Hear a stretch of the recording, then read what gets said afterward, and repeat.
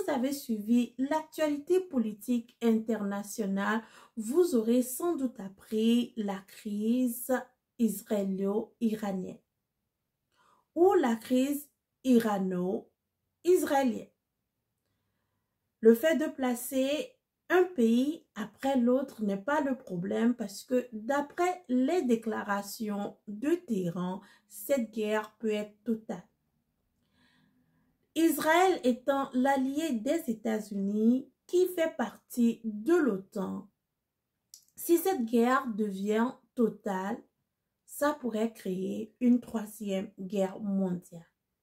Alors, vivement une sortie pacifique de cette crise. Parlons de guerre en allant aussi au Mali, un pays qui combat le terrorisme depuis des années. Avec l'arrivée de Assimi Goïta, le jeune colonel Assimi Goïta, qui a décidé de faire les choses autrement, on nous a fait comprendre qu'avec le départ des soldats français, le départ de la MINUSMA, la FAMA, l'armée malienne, a conquis les territoires qui étaient autrefois occupés par les forces djihadistes qui terrorisent la population. La transition malienne devrait prendre fin février 2024 et aller aux élections présidentielles. Cette élection présidentielle qui elle-même est basée sur une constitution qui a été acceptée par un référendum. Mais la transition malienne nous dit que la guerre contre le terrorisme n'est pas finie, que si on organisait une élection au Mali actuellement, tous les Maliens ne pouvaient pas ou ne peuvent pas participer à ces élections. Alors que le référendum pour la Constitution a été fait dans la même situation. Donc, la Constitution qui sera utilisée s'il y a élection pour aller aux élections a été adoptée seulement par une partie des Maliens. Déjà, il y a quiproquo dans cette situation puisque la Constitution étant la loi suprême du territoire n'a pas été adoptée par tous les Maliens. C'est dans ce quiproquo malien que la transition a organisé un dialogue intermalien, dialogue boycotté par l'opposition dont la transition se retrouvait entre elles pour discuter de la transition. Quelle est la meilleure façon de se juger que de se voir dans le miroir et de regarder ses propres défauts? Mais vous savez que la dernière fois qu'il y a eu dialogue dans un pays, ça s'est fini par une élection. Et je sais que les autorités maliennes savent très bien que la meilleure des choses, c'est organiser les élections. De la même manière qu'ils ont eu le courage d'organiser le référendum pour statuer sur la constitution malienne. Je pense que c'est de la même façon qu'ils peuvent organiser aussi les élections présidentielles.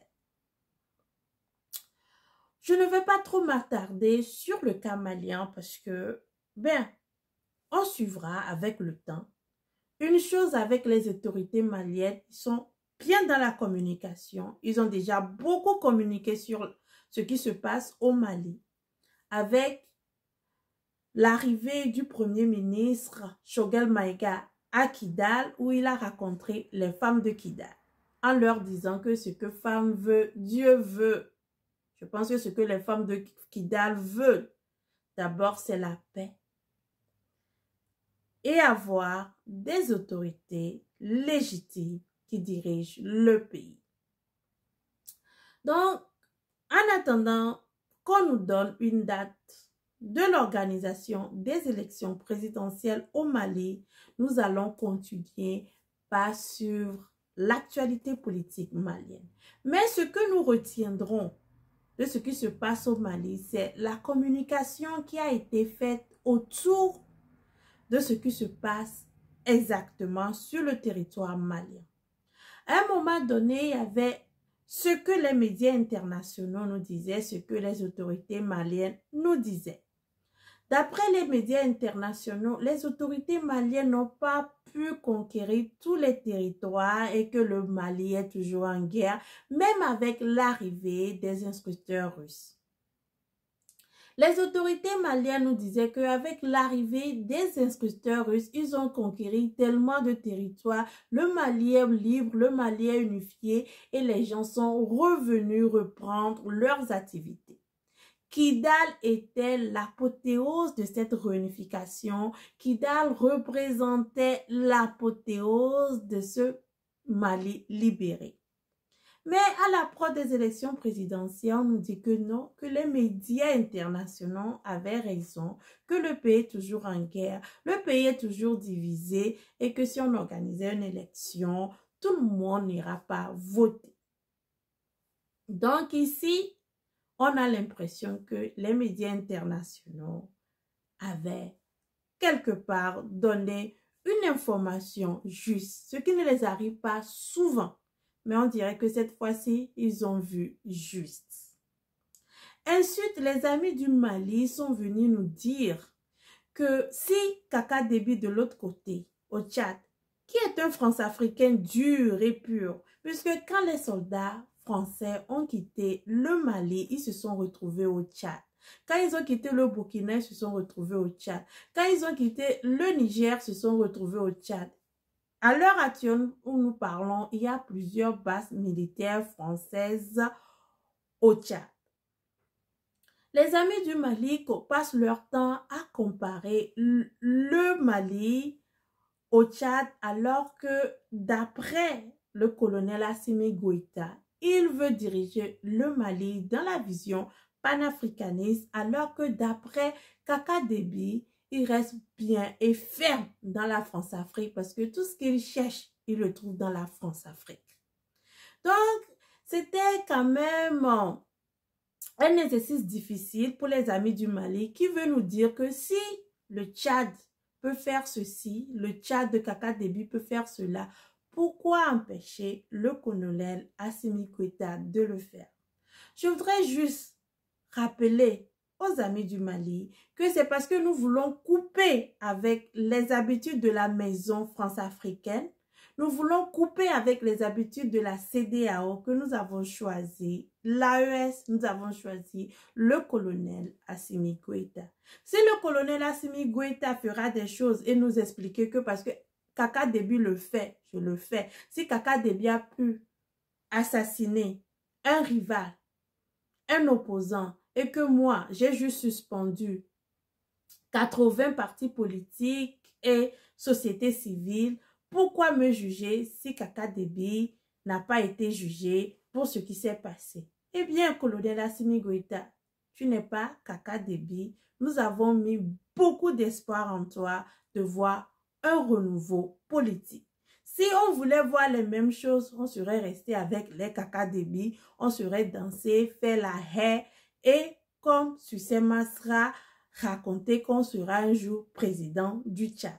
C'est parce qu'on voulait voir une autre façon de gérer nos pays, parce qu'on voulait voir d'autres manières de contrôler les pays africains que nous avons suivis. Donc, je ne sais pas pourquoi les amis du Mali ont passé beaucoup de temps pour nous expliquer avec des vidéos sur vidéo pourquoi le Mali ne doit pas avoir des élections, pourquoi le Mali doit faire ceci, doit faire cela, parce que Kaka Déby le fait. Nous, on ne veut pas de Kaka Déby. Sinon, on allait lui faire des vidéos tous les jours. On veut voir autre chose, gouverner autrement, comme dirait les Togolais. Donc, en attendant que la transition malienne nous donne une date pour les élections, parce que il doit y avoir élection, et je sais qu'ils savent qu'il doit y avoir élection. Nous allons continuer par suivre l'actualité politique malienne et voir qu'est-ce que va devenir de cette transition que nous avons aimée, que nous avons adorée, que nous avons soutenue. Eh bien, parlant du Tchad, j'étais en train de suivre les informations quand je suis tombée sur Sucé Masra. Nous avons tellement parlé de Sucé Masra, nous allons tellement parler du cas tchadien, mais Sucé Masra est revenu. Je pense qu'après avoir vu la victoire de Bassirou Diomaye Faye au Sénégal, ça a renforcé la croyance que Sucé Masra a qu'il gagnera les élections. Parce que l'élection sénégalaise a inspiré beaucoup de gens. Quand vous allez sur le réseau X, vous voyez les jeunes un peu partout dans tous les pays africains qui espèrent des élections aussi inclusives, aussi transparentes, qui permettra à n'importe quel jeune africain qui vit dans son pays et qui veut être président d'arriver au pouvoir. Donc, après la victoire de Bassirou Diomaye Faye au Sénégal, Sucé Masra a commencé par faire la prière de Bassirou Diomaye Faye où le numéro 2 est devenu président. Donc, il se dit qu'il sera président et qu'il croit dur et faire qu'il sera président.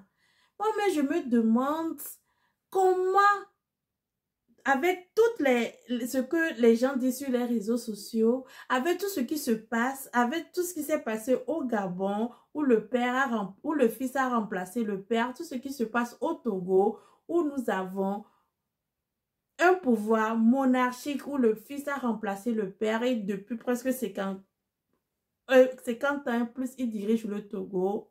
Sucé Masra nous dit qu'il va être président au Tchad. Ce qui même rend les élections tchadiennes plus intéressantes. Au début, je me suis dit, puisque nous connaissons déjà les résultats des élections tchadiennes, nous n'allons pas aller vraiment, vous voyez, non, suivre les élections tchadiennes, connaître tous les candidats, comme nous l'avons fait pour les élections sénégalaises. Nous allons juste attendre qu'on nous donne les résultats et nous allons venir vous confirmer que Kaka Déby a gagné les élections. Mais quand Sucé Masra est revenu pour insister qu'il va gagner les élections, et il donnait des arguments, je me suis dit, au lieu que je continue par faire la prière de Bassirou Diomaye Faye, je dois commencer par faire la prière de Sucé Masra et commencer par suivre de près cette élection tchadienne.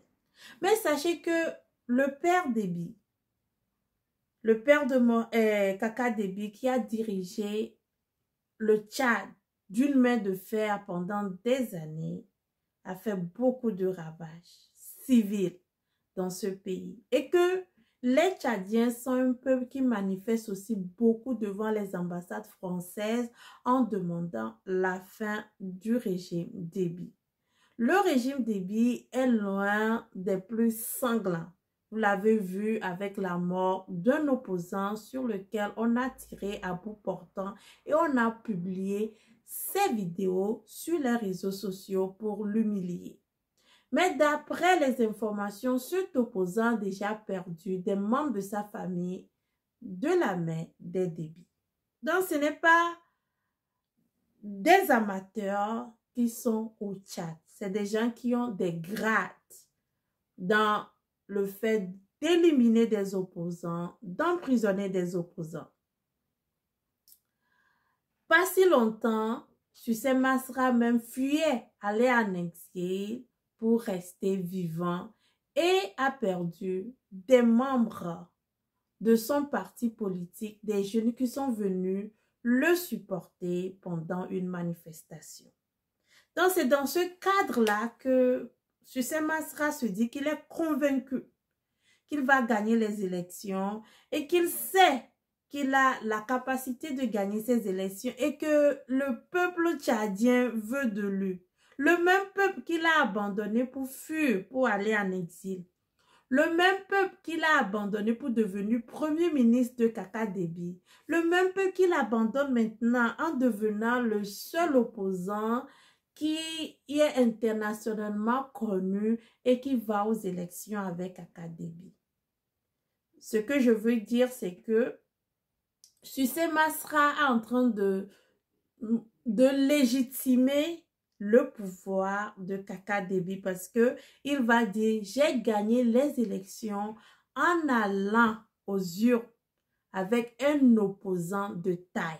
Quand il dit un opposant de taille, un opposant connu internationalement, un opposant à qui j'ai permis de parler sur les chaînes internationales, un opposant même dont les influenceurs politiques africains connaissent et parlent. Donc, si j'ai gagné, c'est parce que les Tchadiens même, alors que nous savons très bien que si ces élections sont vraiment inclusives, libres et transparentes, les Tchadiens ne vont pas choisir Kaka Déby, qui veut être gouverné par le fils et le père.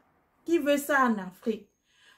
Nous comptons plus de 50% de jeunes dans nos populations et ces jeunes se disent, après avoir vu ce que s'est passé au Sénégal avec Bassirou Diomaye Faye, que non, nous on doit garder les mêmes personnes pour nous gouverner, même si nos pays n'avancent pas. Étrange situation, mais ça a quand même donné l'envie de suivre les élections tchadiennes pour savoir jusqu'à où ira Sucé Masra, qui est devenu Premier ministre de la transition. Ça fait combien de mois? 3 mois?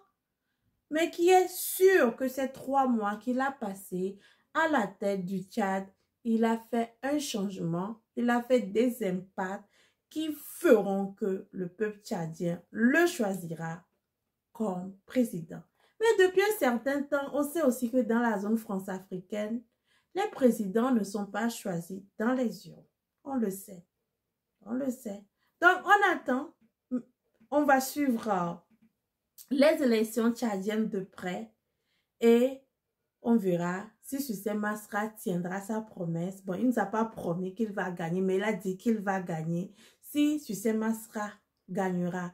Et si Sucé Masra gagne, nous passerons de la prière de Diomaye Faye à la prière de Sucé Masra, surtout nous les Togolais, parce que ça veut dire que un opposant peut venir de nulle part et faire tomber les systèmes monarchiques quand le fils succède au père. Parce qu'au Gabon, c'est un coup d'État qui a mis fin à Ali Bongo. Oui, le système où les fils remplacent les pères alors que nous avons des constitutions qui disent que il faut aller aux élections libres et transparentes pour trouver un bon président, pour gérer le pays. Non, dans le système france-africain, quand ton papa est président, il meurt là, on te prend, puis tu dis, toi aussi, il faut aller, même si tu n'as pas les compétences.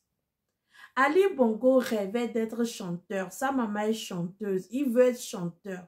Il rêvait de faire des spectacles. Mais comme son père est Ali Bongo, son père a été président, on prend un chanteur, quelqu'un qui rêve de devenir un homme de spectacle pour devenir président du Gabon, un pays aussi riche qui compte seulement une petite population. Au temps de son père, les Gabonais vivaient assez bien. L'arrivée d'Ali Bongo a seulement envenimé les choses puisque Ali Bongo se met seulement à vivre comme vivent les artistes. Une vie bien, de belles voitures, de belles maisons, de voyages jusqu'à sa maladie que nous connaissons. Malgré qu'il est malade, il a quand même conservé le pouvoir jusqu'à ce qu'on lui fasse un coup d'État. Le régime togolais existe toujours. On vient juste de changer la constitution pour passer d'un système présidentiel à un système parlementaire, d'un régime présidentiel à un régime parlementaire. Donc, si Sucé Masra arrive à remplacer les Déby à la tête du Tchad, je pense que puisque les Gabonais ont déjà connu leur changement, le départ d'Ali Bongo, nous les Togolais, on va commencer par faire la prière de Sucé Masra. Parce que nous sommes à la prière d'Ali, du gars là, qui a fait le coup d'État là. Nous sommes à sa prière. Nous, on ne peut pas rêver de la prière de Bassirou Diomaye Faye. On est à la prière des Gabonais d'abord. Mais si ça change au Tchad, on va commencer la prière des Tchadiens. parce que nous sommes dans le même bateau. Eh bien, c'est ainsi que en 2024, quand le monde est en train de changer vers d'autres régimes présidentiels, d'autres façons de diriger leur pays, quand les gens sont en train de laisser du lest dans certains pays africains, on ferme encore les gens, on envoie encore les opposants en exil. Et la seule façon de dégager un ancien président, c'est de lui faire un coup d'État. Mais en arrivant, avant de parler de ce coup d'État, nous allons parler d'une situation qui se passe dans mon pays. Il y a un opposant togolais dont j'aime bien parler, il s'appelle Jean-Pierre Fabre, parce qu'il est maître dans l'art de distraction politique. Il nous a dit qu'on le vole chaque année quand il va aux élections, on le vole. C'est pour ça que quand le vole, il va à la CEDEAO. Si vous connaissez la CEDEAO, c'est la communauté des États de l'Afrique de l'Ouest. Donc, il va à la CEDEAO pour lui dire, voilà, je suis allé aux élections, on m'a volé. Il a fait ça 2 fois, la CEDEAO n'a rien fait. Donc, la 3e fois, il a dit, bon, moi-même, je vais aller dire à la CEDEAO qu'on va me voler avant qu'on me vole. Vous comprenez un peu le jeu, donc, avant le vol. Et puis, il va à la CEDEAO pour dire à la CEDEAO, on m'a volé pendant ces élections.